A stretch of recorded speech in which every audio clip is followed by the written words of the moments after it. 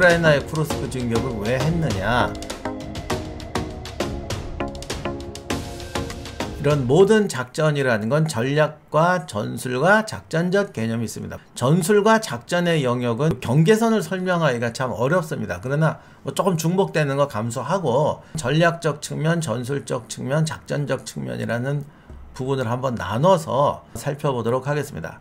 전략적 측면에서 봤을 때 여러 가지 이야기가 나오고 있어요. 첫 번째가 이제 휴전을 위해서다. 트럼프가 당선이 되면 그 휴전을 강요할 것이고, 지금 유럽도 슬슬 긴 전쟁에 지쳐가고 있고, 이번에 갑자기 기습적으로 상당한 영토를 점령했으니까 우크라이나가 이제 탄약 부족으로 밀리기 시작할 때 빼앗긴 영토를 이렇게 등가 교환하자, 이런 목적에서 시작한 것이다. 뭐 그래서 뭐 젤렌스키가 휴전 얘기도 한다, 지금 이런 얘기들이 나오고 있어요. 근데 제가 요번에 이 전쟁 나면서 이렇게 언론을 보면 유튜브나 언론이나 비슷해가지고, 뭐 우리나라가 아니라 전 세계가 다 그런데 사람들이 원하는 걸 자꾸 찔러줘요. 사태의 본질을 이야기하는 거지, 사람들이 원하는 얘기하는 거하고는 다른 거거든. 전쟁이 길어지고 모든 사람이 피해자가 되니까 이제 그 휴전이라는 생각들을 하게 되는 거죠. 빨리 끝내라. 그러다 보니까 이제 조그만 어떤 일만 생겨도 야, 이건 휴전이 다가왔네, 이런 식으로 맞추려고 하는 것 같아요. 양측이 이제 슬슬 휴전이란 문제를 얘기는 하고 있지만 실제 휴전에는 조건이 여러 가지가 있습니다. 구체적인 걸 하려면 시간이 걸려요. 좀 너무 앞서 나간 게 아닌가 싶습니다. 그리고 양쪽이 휴전을 하기 위해서는 결정적인 조건이 있는데 그 부분이 아직 확실하게 안 된 부분이 꽤 있어요. 예를 들면 러시아 같은 경우는 장기적으로 두 번째, 세 번째 전쟁을 일으켜서 우크라이나를 완전히 지배할 수 있는 그런 여건이 만들어지느냐, 아니면 지금 단계에서 휴전을 했을 때 정치적 체면과 어떤 후폭풍을 견뎌낼 만한 그런 분명한 성과가 있느냐, 이런 부분이 있고, 우크라이나는 이 휴전이라는 게 결국 러시아한테 체력 회복의 시간을 주기만 해서는 안 되고, 러시아가 체력 회복하는 것만큼 유럽이 우크라이나를 돕거나 조금 이렇게 이해관계가 달라지는 미국을 떠나서 유럽에 봤자 독일, 영국, 프랑스지만 독일, 영국, 프랑스, 폴란드 정도가 러시아에 맞설 만한 물자 전쟁 무기를 지원해 줄 수 있는 여건이 만들어지느냐, 이게 지금 결정적인 휴전의 조건이거든요. 근데 이게 아직 실체화가 좀 덜 됐어요. 그러다 보니까 아직 이거 가지고 땅을 바꿔서 휴전하자는 식으로 좀 밀고 나가는 것은 좀 앞서 나간 거라고 저는 생각이 들고, 지금 우크라이나가 뭐 휴전 얘기하는 건 일단 외교적 심리전이라고 보여집니다. 두 번째로 전략적으로 이제 나온 이야기가 동부전선에서 압박을 완화하기 위한 것이다. 이런 가능성은 동부전선에서 우크라이나의 지금 손실이라든가 어떤 체력이 어느 정도 떨어졌냐는 문제에 대해서 좀 구체적인 데이터가 있어야 되는데 그런 데이터를 지금 누가 알겠어. 다만 만약 이것이 동부전선의 압박을 완화하기 위한 모험수였다면 그만큼 우크라이나도 절박한 상황이라는 걸 말해주는 거겠죠. 문제는 이 절박함의 내용이에요. 이 절박함이라는 게 뭐냐. 이제 완전히 전쟁 수행 능력이 없어서 정말 최후의 카드로 들이대고 같이 나누자, 휴전하자, 이런 식의 모험을 한 것이냐, 아니면 이제 탄약 지원과 장비 지원 어느 정도 왔으니까 우크라이나가 남은 시간 동안에 병력을 훈련하고 전선에 배치할 수 있는 그런 재정비할 시간이 필요한 것이냐라는 건데, 전쟁 수행 능력이 없어서 정말 최후의 도박이다. 제가 볼 때 이것까지는 아니고 우크라이나에게 충분히 훈련된 군대와 장비를 투입할 수 있는 그 정도 시간을 벌어주는 효과는 있는 것 같아요. 솔직히 이번 공격이 동부전선의 압박을 완화하기 위한 오직 그 목적만은 저는 아니라고 생각하고, 이게 이제 부수적인 요인이고 그 부수적인 효과는 우크라이나가 이제 군을 재정비할 수 있는 시간을 벌어준다, 요 정도인 것 같습니다. 또 좀 지나면 또 이제 10월달 지나고 라스푸티차 시작되니까 우크라이나는 이 한 달이라는 시간 정도만 잘 버티면 중요한 이제 시간을 벌 수가 있죠. 그 다음에 이제 또 나온 게 모스크바까지 진격해서 뭐 그야말로 러시아의 목에 칼을 들이댔다, 막 이제 이런 얘기 하는 분도 계시더라고. 근데 이거 전에 우리가 뉴전사에서 쿠르스크 전투할 때 저하고 임철균 의원님이 같이 할 때 그 얘기했는데, 그러니까 1943년에 쿠르스크 전투 때 쿠르스크를 점령한 다음에 모스크바까지 가자는 그건 아니었어요. 당시 독일군은 이제 더 이상 이제 러시아 모스크바까지 갈 정도의 병력과 자원이 없다. 다만 우크라이나를 완벽하게 확보하기 위해서는 독일군이 비록 모스크바까지 갈 마음이 없다고 하더라도 쿠르스크에서 그 위에 오툴인가 이렇게 가면은 모스크바까지 완전히 평원길이고, 지난번에 프리고진이 진격했던 것도 대략 보로네슈라고 쿠르스크에 조금 동쪽에 있는 데인데, 그 보로네슈와 쿠르스크로 해서 오툴로 해서 모스크바로 가는 길이 뭐 아주 대단한 평원지대라고 신나는 고속도로라고 그러더라고요. 그래서 쿠르스크를 우크라이나가 차지한다는 것은 그러니까 그만큼 모스크바를 압박할 수 있는 감정적 정서적 요인은 되는데, 솔직히 그쪽으로 진군한다 이런 건 아니라고 봐요. 보급선이 길어지면 제공권이 없고 그 긴 보급선을 커버할 병력도 없어요. 그래서 제가 볼 때는 그렇게까지는 이건 좀 오바다. 프리고진처럼 죽을 각오하고 일개 여단이 올라와서 그냥 모스크바에서 폭파하고 죽자, 이런 가능성도 생각은 해야 되기 때문에 거기에다가 상당한 중첩된 방어선을 설치할 수밖에 없는 이제 그런 문제가 생기긴 하고요. 또 거기가 평원지대이기 때문에 후방에 상당한 병력을 소모시키는 이제 그런 효과는 조금 있을 수 있겠죠. 그 다음에 사실은 전 이게 더 중요하다 그러는데, 러시아 국민의 전쟁에 대한 반대 여론을 돋아줄 수 있는 하나의 계기가 될 수 있지 않냐라고 봐요. 러시아 국민이 상당히 순종적이다. 전쟁이 나면 사람들은 국가에 되게 충성하게 된다. 이게 보편적인 심리다. 이런 얘기는 누누했고, 지난 몇 년 동안 러시아에서 무슨 엄청난 반전대보가 나고 그러진 않았습니다. 그러나 사실 전쟁이 끝났을 때에 이건 언제 터져요. 이미 러시아가 처음 계획했던 전쟁이 아니에요. 이게 이 규모가. 그리고 계획했던 수준의 희생이 아니에요. 지금 러시아 국민이 순종적이라고 해서 영원히 순종적이다라는 건 아니다. 전쟁은 이길 때는 좋지. 이긴 다음에 비난이 온다. 뭐 옛날 이스라엘이나 영국이나 2차 세계대전 때 승리한 사람들의 결과를 봐라. 진짜 독재국가 몇 개 빼놓고 오히려 다 무너진다. 근데 러시아는 지금 아주 민주국가도 하지만 또 그렇다고 옛날 그 스탈린 치하 같은 독재도 아니란 말이에요. 애매한 것 때문에 희망을 거는지도 모르겠지만 어쨌든 전당 끝난 다음에 후유증 치료하는 문제가 쉽지가 않아요. 그리고 러시아 국민들은 그 불만이 없느냐. 이게 과거 같으면 전쟁이 끝난 다음에 터질 불만이 나름대로 있는데, 지금 이처럼 쿠르스크 쪽에서 대규모 피난민이 생기고 러시아군이 전선에서 밀려나고 러시아 영토가 이렇게 빼앗긴다, 이런 것이 어떤 보도가 됐을 때 어떤 민중의 여론이 폭발하는 어떤 계기가 될 수도 있는 거죠.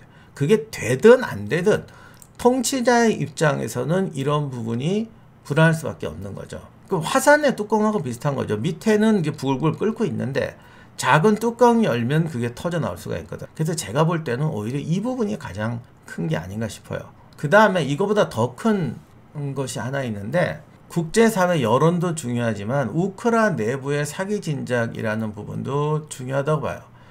전쟁이 길어지고 고통이 커지면서 우크라이나도 이제 징병하는데 어려움을 겪고 있다, 이런 얘기 많이 나왔잖아요. 사람들이 징병을 기피하거나 전쟁에 소극적이 되는 것은 죽음이 무서워서라는 죽음은 누구나 다 무서워. 죽음이 무서워해서라는 근원적인 의지보다는 이 전쟁이 가치가 있느냐, 내가 이 전쟁에 참여해서 목숨을 잃을 만한 그만한 가치가 있느냐는 걸 얻을 수 있느냐가 굉장히 중요한데, 전쟁에 패할 것 같다, 불리하다라고 하면은 이제 그런 게 떨어지는 거죠.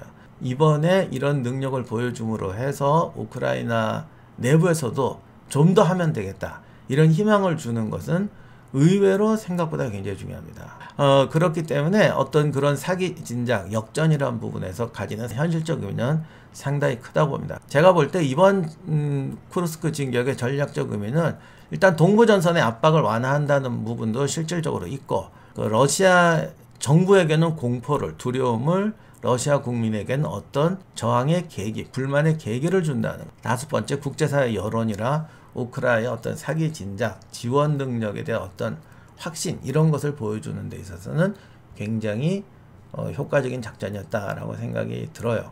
자, 그러면 두 번 전술적 측면에서 이걸 한번 봐야겠는데, 일단 중복되지만 동부전선의 압박을 완화한다는 것은 또 전술적 목적으로는 의미가 있다고 봅니다. 그 처음에 제가 칼럼 쓸 때도 과연 우크라이나 군이 오래 버틸 수 있을까, 그 문제에 대해서 저도 처음엔 좀 회의였는데, 이건 나만 그런 게 아니라 전 세계가 다 그런데, 그 처음에 한 1000명 정도 들어갔다고 보도가 됐어요. 그러다가 갑자기 4개 기갑 여단이 들어갔고, 알고 봤더니 동부전선에서 빼낸 최고 정예부대였다, 이 얘기가 이제 순차적으로 나왔습니다. 생각보다 우크라이나가 꽤 강력한 병력을 투입을 했습니다.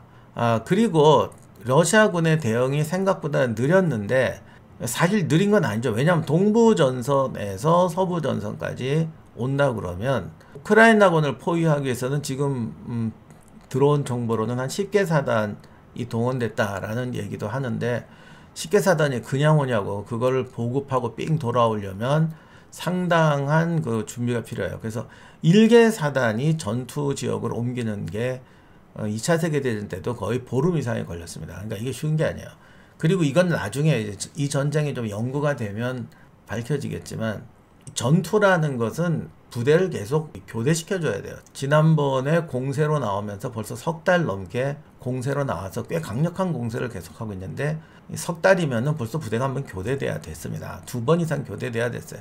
저라면 교대하는 순간을 노릴 것 같아. 우크라이나 군도 교대한다고 뒤로 빠져나갔다가 지금 쿠르스크를 쳤다고 그러는데, 러시아 군이 교대를 해서 새 부대가 앞에 오고 지난 한 2달 정도 싸웠던 부대가 뒤로 갔을 때에 쿠르스크를 공격하게 되면 이 지친 부대가 다시 쿠르스크까지 와야 돼요. 그러면 사실 기진맥진하고 어떻게 보면 전투 준비가 안 된 상태에서 들어오게 되는 거라서, 그리고 이들이 체력을 갖추고 전투 준비를 하고 정말 대공세로 나가려면 열흘 이상 걸릴 거고, 그 전에 한다고 그러면 또 무리하게 해서 희생이 큰 거지. 그러니까 공세는 하루 만에 할 수도 있고 20일 동안 준비해서 할 수도 있는데, 이 준비된 공세냐 준비 안 된 공세냐에 따라서 희생이라든가 작전 성과는 굉장히 큰 차이가 납니다. 그렇기 때문에 러시아군이 진짜 한 달 정도 싸우고 딱 뒤로 빠졌을 때를 노려서 들어갔다 그러면 러시아군이 이 지역으로 증원하는데도 시간이 걸리고, 그들이 전투를 벌인다고 해도 전투력을 회복하는데도 시간이 걸리기 때문에 우크라이나군이 이 점령 지역에 대한 방어를 굳히는 데는 유리할 수 있다라는 겁니다. 우크라이나군이 여기서 더 진격하고 막 밀어붙이지는 않을 것 같아요. 뭐 오늘도 전진했다고 그러는데 뭐 1, 2km 갑자기 속도가 또 떨어진 걸 봐서, 그리고 병력 때문에 무한정 전진하지 못해요. 그래서 그런 것들이 아마 지금 다듬어지는 단계가 아닌가 싶은데, 제가 여기서 전술적으로 굉장히 중요하게 보고 싶은 건, 여기가 평원지대이기 때문에 방어가 불리하지 않느냐 이런 말씀을 하시는데, 우리가 뉴전사에서 그 쿠르스크 전투할 때도 얘기를 했는데, 이게 구글 지도로 봐서는 알 수 없는 지형이 있어요. 보통은 러시아나 우크라이나 평원지대 아니냐, 그러니까 전차로 밀어붙이고 하면은 뭐 될 것 같은데 왜 이렇게 전차 희생이 크지, 이거 처음 전쟁할 때부터 나왔는데, 구글 지도에는 나오지도 않는 얕은 구름과 얕은 도랑과 약간의 경사면이 있단 말이에요. 세상에 평원지대라고 해서 저기 연못처럼 평평한 건 없어요. 그런데 쿠르스크 지역에는 50에서 200m 사이에 구름들도 조금 있고 얕은 언덕도 있고, 오히려 공격할 때 굉장히 불리하다는 거야.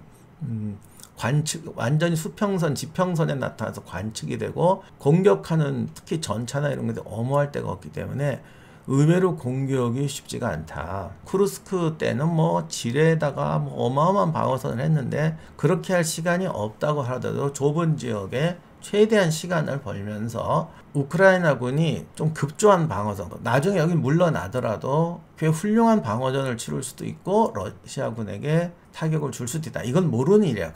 제가 여기서 말하는 건 전술적 의미에서 주도권이라는 건데, 쿠르스크가 은근히 그런 방어력을 제공하기 때문에 주도적인 방어를 할 수가 있다는 거죠. 공격과 방어는 항상 같이 이루어지면서, 중요한 거는 내가 어떻게 주도권을 가지냐. 예를 들어 내가 적의 결정적인 보급을 공격하면은 적은 그쪽으로 부대가 와야겠지. 그렇다면은 내가 주도권을 쥔 거야. 쟤들은 안 올 수가 없으니까.